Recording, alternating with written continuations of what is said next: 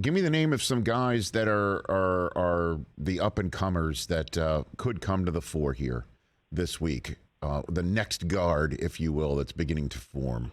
Scott, if you're talking players, like, I mean, my pick. If I can jump ahead, I mean, at some point, probably say, who do you like? I mean, it's just, only 88 guys, but still, if you can pick the guy out of the 88, to me, it's kind of it's not like we're asking San Diego State or UConn. I mean, it's not one of two. It's one of the field. I like Xander to win. He's not an up and coming name, though. I mean, he's obviously a well established player. Mm-hmm. In terms of a young guy like Cameron Young, aptly named, he hasn't won yet on tour, but he's certainly shown that he's got the goods, and obviously he's seen as being worthy of being alongside John Rahm and Justin Thomas. That's who plays together. Again, Patrick Cantlay's not an up-and-comer. He's a highly ranked player. Hasn't won a major championship yet. Wouldn't surprise anybody if he were able to break through at a place like this. He's been in contention here a number of different times. So those would be a couple of names that I'd say that are sort of off the first page of people that you might list. Right. But the thing, Rich, about Augusta National, it's so hard to look past all of the guys who have won here and who have been close here. And that would include a LIV Tour guy in Brooks Koepka, who I've brought him up in any interview I've done simply because I get a weird feeling he's in the mix this week, simply because he won his last LIV Tour event. He's won 4 majors, and he's healthy. And when he's been right, I mean, very few people have been any better in majors. He's got 4 of them. Not many. Only 4 guys in this field have won 4 or more majors, and Koepka is one of them. So obviously, he's not on the list of who you're asking about. I just think he's not the betting favorite, and he's somebody worth taking a swing at if that's something you're interested in doing. Well, I mean, and if he wins, the entire LIV Tour that's there is going to greet him at the 18th green, right? Isn't that what I heard? Well, what Norman Greg said? Norman said that, but yes. I mean, he's I don't. That seems a bit ambitious. I don't know that everyone would be here doing that, but it would be undoubtedly a monstrous storyline for that tour if they were to get one of their tour players to win this event. Whether everyone who's here was there to celebrate with him, that seems a bit ambitious. I think those that missed the cut will have gone home by then, but you never know. Well, I guess again, I know you said that the guys get along. That's not what I'm talking about. I am talking about this tour getting more eyeballs on it, and clearly, if a player who's on the LIV Tour wins the Masters, we in the media would talk about it.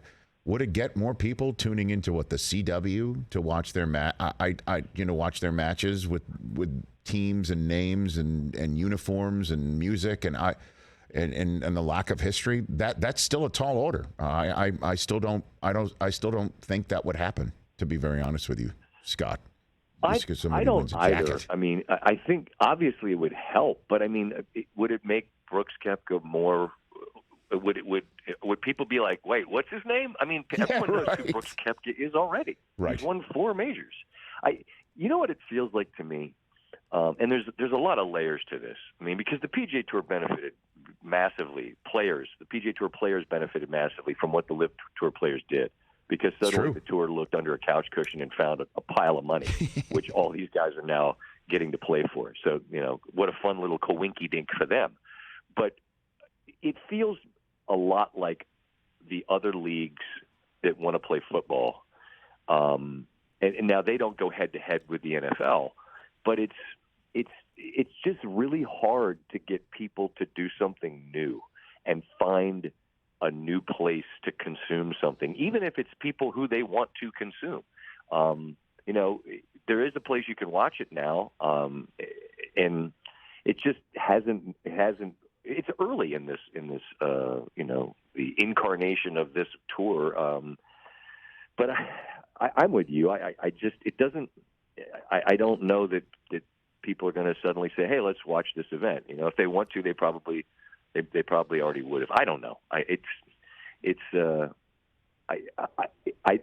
that it doesn't interest me. What interests me is that these guys are all competing head-to-head this week. That's what I'm excited about, because it's better when they do. No doubt. There's no denying that, I don't think. No question. It's better to have these guys here in the mix. Better to have Cam Smith here and Koepka and Dustin Johnson and on down the line. And whether one of them were to win and people were to watch, I have no earthly idea. Me too. So to put a button on this, why Xander Schauffele? Why do you choose him out of the 88? Because this week more than any other major, I care about how you played here more than I care how you played lately. And he's been close on several occasions. I don't get uber golfy. I worry. I mean, he hasn't driven the ball great this year, but this is a second shot golf course. You'll hear that said all the time. Why? Because it's about your irons into the greens, and it's about being in the right places on these greens.